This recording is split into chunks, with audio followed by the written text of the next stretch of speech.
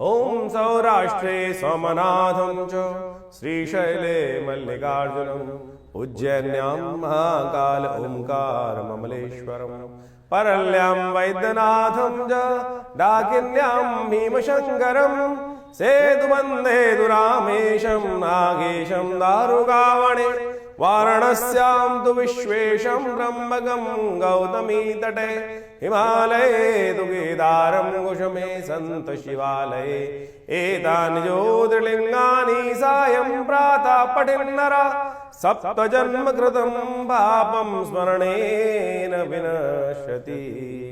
Mean राशि वालों एक बात और ध्यान रखो, इस दिन से होलाष्टक आरंभ हो रहे हैं। होलाष्टक हमारी राशि जो हमारी भारतीय संस्कृति में कहा जाता है बड़े नेगेटिव दिन होते हैं। इन दिनों विशेष तौर पे कहा जाता है कि जो नेगेटिव एनर्जी वाले जो नज़र लगाने वाले लोग होते हैं वो कहीं ना कहीं लोगों को अहित करने का प्रयास करते हैं। इन दिनों विशेष तौर पर शास्त्र के दृष्टिकोण से बड़ी अद्भुत कथा बताई गई है। प्रहलाद भी बड़े परेशान किए गए थे उनके दुश्मनों के द्वारा, और साथ साथ कामदेव को भी भगवान ने रति के जो कहा था कि जो भगवान की साधना में विघ्न उपस्थित कर रहे थे तो उनको भी भस्म कर दिया था भगवान ने। तो ऐसे में थोड़ा ध्यान रखना चाहिए आनंद के प्रति में, क्योंकि होली के दिन चल रहे हैं, हम सब अपने आपको सुंदर रूप से बड़े मस्त होकर काम करते हैं, तो कहीं ना कहीं नेगेटिव एनर्जी ना लग जाए। ऐसे में अपने घर को, अपने व्यवसाय को नेगेटिव एनर्जी से बचाने के लिए मीन राशि वालों को कुछ खास उपाय करने का प्रयास करना चाहिए। आम के नए नए पल्ले जो पत्ते हैं वो फूट रहे होंगे। आम के पत्तों का बंधनवार बनाकर उसमें एक पत्ता एक टहनी सिरस की लगा दीजिएगा और उसको अपने घर के मुख्य दरवाजे पर व्यवसाय पर कलावे के साथ बांधकर उनको बंधनवार के तौर पर बांध दीजिए। कहा जाता है कि यह शास्त्र के दृष्टिकोण से नेगेटिव एनर्जी को दूर करने वाला है। सिरस एक पेड़ होता है जो आमतौर पे रोड के आसपास लगा होता है, हरे रंग के, उसमें छोटे छोटे रुई की तरह के जो है वो फूल आते हैं, और वो तंत्र के दृष्टिकोण से ऐसा अनसूझ चीज बोली जाती है, ना मंत्र की आवश्यकता है ना किसी चीज की आवश्यकता है, उसका केवल एक टहनी इन चीज़ों के साथ, आम के पत्तों के साथ यदि आप अपने घर के बाहर, व्यवसाय स्थल के बाहर बंधनवार के तौर पर बांध देंगे तो कहा जाता है नेगेटिव एनर्जियां घर में प्रवेश नहीं करती। आजकल क्या हो गया है कि हम अपने घर के बाहर प्लास्टिक की बहुत सारी चीज़ लगा देते हैं सुंदर लगाने के लिए, और बाजार में तो पता नहीं नज़र को उतारने के लिए टोटके पता नहीं हज़ारों रुपए में बिकते हैं। अरे छोड़ दीजिए, ये बिना पैसे की चीज़ जो हमने शास्त्र के दृष्टिकोण से आपको बताइए, लगाइए और देखिए मीन राशि वालों, आपकी अलाए बलाएं आपके घर से दूर भाग जाएंगी, नेगेटिव एनर्जी दूर भाग जाएगी। फागुन मास में होलाष्टक भी आते हैं। वो होलाष्टक बहुत महत्वपूर्ण दिन माने गए हैं। यदि फागुन के अनुसार से आप समझें, शास्त्र की विधि के अनुसार से, शास्त्र में कथाओं के अनुसार से, तो इन होलाष्टकों में कोई शुभ कार्य निषेध कहे गए हैं। उसकी दो कथाएं शास्त्र में बहुत प्रचलित हैं। एक कथा तो यह है कि जब भगवान का जो शंकर थे वो साधना में थे और कामदेव ने उनकी साधना को भंग करने के लिए कामस्त्र का प्रयोग किया था, तो उस समय में भगवान ने कामदेव को भस्म कर दिया था। और दूसरी कथा एक और है कि जब हिरण्यकश्यप और हिरण्याक्ष इत्यादि थे और वहाँ पर भक्त प्रहलाद पर उन्होंने अनेक प्रकार के अत्याचार उपस्थित किए, और उन सब अत्याचारों में इन 8 दिनों में भक्त प्रहलाद को भक्ति से विमुख करने के लिए अनेक प्रकार के त्रास दिए गए, और अंत में उस भक्त प्रहलाद को अग्नि में उपस्थित कर दिया गया था, जिसको होलिका लेकर बैठ गई थी। और चमत्कार हुआ, भगवान ने वास्तविक तौर पर जो शास्त्र में कथा के अनुसार से कहा जाता है कि भक्त प्रहलाद भगवान की कृपा से बचकर आ गए और होलिका जल गई। तो ये समस्त जो कथाएं हैं ये शास्त्र में कहीं ना कहीं हमारे कष्टों को दूर करने के लिए कुछ सूत्र देती हैं, और हम ज्योतिष विज्ञान के माध्यम से आपके समक्ष उन्हीं उपायों को यहाँ उपस्थित करने का प्रयास करते हैं कि जो पुराणों इत्यादि में वर्णित किए गए हैं। देखिए, ज्योतिष को आज की तारीख में कुछ लोगों ने केवल टोटकों पर बांध दिया है, और ऐसे उपाय जिनका कोई औचित्य नहीं है उनको करने से कोई फायदा होने वाला है नहीं। ज्योतिष मन का वहम नहीं है। ज्योतिष कोई ऐसा प्लेसिबो नहीं है कि जिसको कह देते हैं कि शायद कर लो, नहीं। ज्योतिष में जो प्रमाण हैं वो पुराण इत्यादि में बहुत सुंदर तरीके से वर्णित किए गए। कलिकाल में ये हमारा इतिहास है, जो पुराण में कथाएं हैं ये हमारा इतिहास है, ये शास्त्रों में ऋषियों का अनुभव है जो उन्होंने उन कथाओं के माध्यम से वहाँ वर्णित किया है, और उसी के हिसाब से पंचांग का निर्माण किया जाता है, उन तिथियों का निर्माण किया जाता है, उन तिथि में जो उत्सव बताए जाते हैं वो सब के सब वहाँ वर्णित है। यदि शास्त्र के दृष्टिकोण से देखें तो इस फागुन मास के अंदर, शुक्ल पक्ष के अंदर अनेक प्रकार के व्रत बताए गए हैं।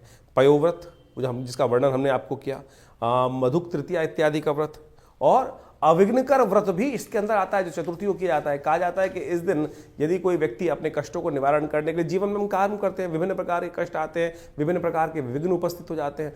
ऐसे में श्री गणेश की सुंदर उपासना करने के उपरांत यदि तिल के जो तिल से भरे हुए, यदि कहा जाता है कि मटकों को, 5 मटकों को लेकर, 4 मटकों को लेकर गरीब ब्राह्मणों को दान कर दिया जाए, गरीब लोगों को दान कर दिया जाए, तिल के तेल का दान कर दिया जाए, तो अनेक प्रकार के कष्टों से निवारण करने का योग बन जाता है। मनोरथ चतुर्थी भी इसी मास में पड़ती है और कहा जाता है फागुन शुक्ल पक्ष चतुर्थी के दिन स्वर्ण से निर्मित गणेश जी की यदि सुंदर मूर्ति का व्रत कर कर उनका पूजन किया जाए तो भगवान गणेश समस्त विघ्नों को दूर करने के योग, मनोरथ सिद्धि के योग बन जाते हैं। इसके साथ साथ अर्कपुट सप्तमी का योग भी शास्त्र के अनुसार से बताया गया है।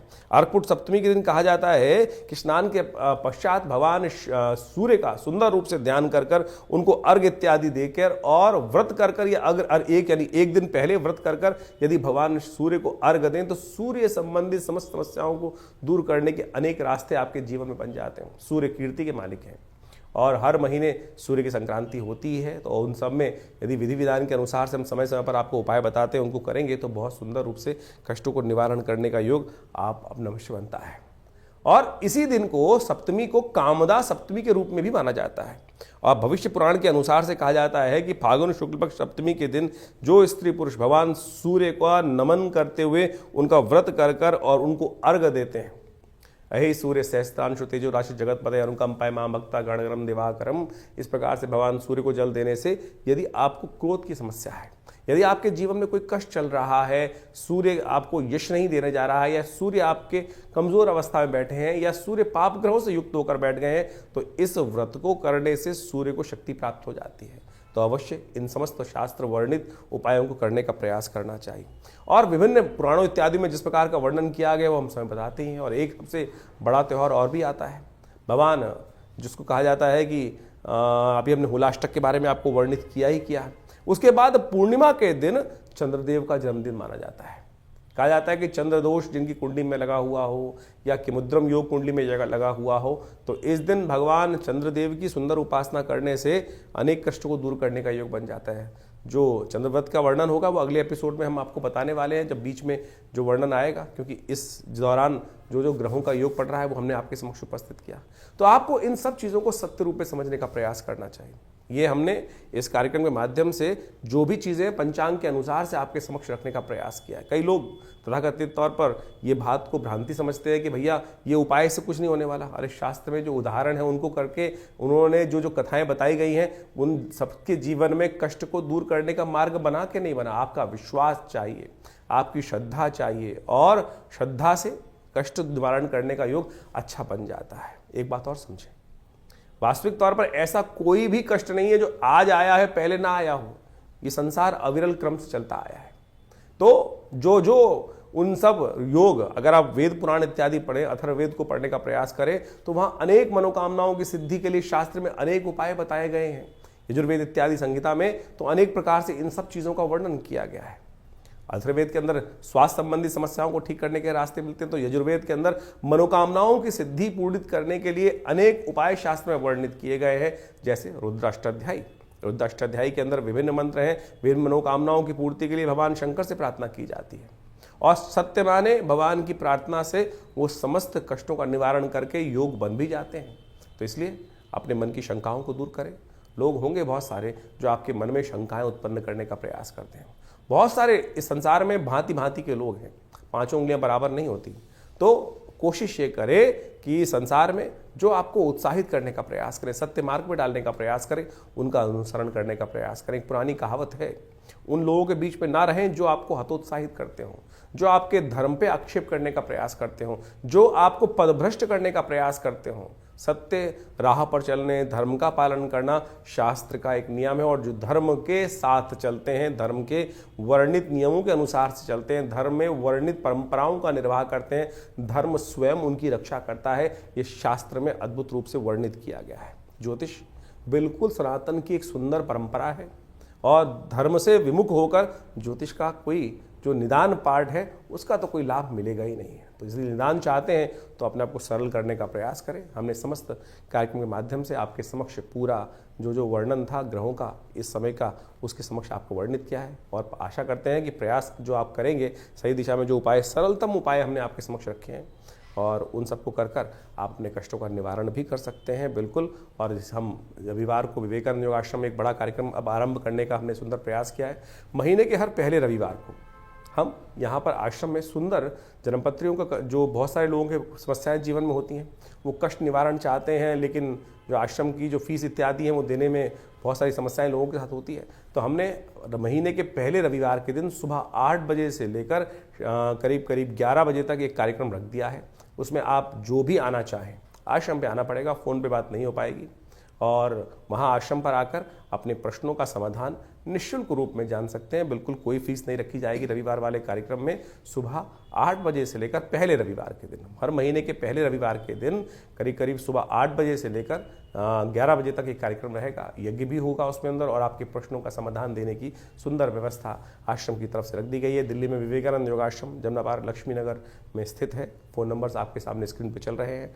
आप जो भी अपनी प्रश्न हो उनको व्हाट्सएप के माध्यम से भी भेज सकते हैं और पर्सनली रविवार के दिन आकर उनका निदान भी जान सकते हैं। धन्यवाद, नमस्कार।